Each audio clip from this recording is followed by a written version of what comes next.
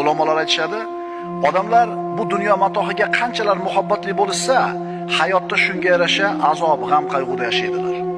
Oxiratda o'ylamasdan faqat dunyo matohi deb yashayaptimi? Muhabbati qancha qattiq bo'lsa dunyo matohiga, mayda-chuyda narsalarga qanchalar muhabbati qattiq bo'lsa, mashaqqati, azobi shunga yarasha bo'ladi. Shuning uchun birodar, saodatli bo'lmoqchimisan? Mayda narsalar seni sindirib qo'ymasin. Mayda narsalar bilan ovora bo'lib qolmagin. Mayda narsalar nima o'zi? Mashinasi chizilib qolibdi. Buraya turdi, bufur chizilib qoldi. Siqiladiki, uyog'i yo'q. Hakkalasa bo'ladi, to'g'rimi? Ya'ni agar sen shu dunyoni arzimas matohini asosiy maqsad qilib olgan bo'lsang, baxtsizliging shunga yarasha bo'ladi. Qalbing kerak emas arzimas narsalar bilan band bo'ladi. Hayoling har yoqqa sochilgan bo'ladi. Faqirlikdan qo'rqib yashaysan. Zeb-ziynat orqasidan quvib yurib yashaysan. Ishchi o'zini xo'jayinini oldida qadri baland bo'lishini xohlasa, bu ishchining tashvishi xo'jayinning buyrug'ini amalga oshirish bo'lishi kerak.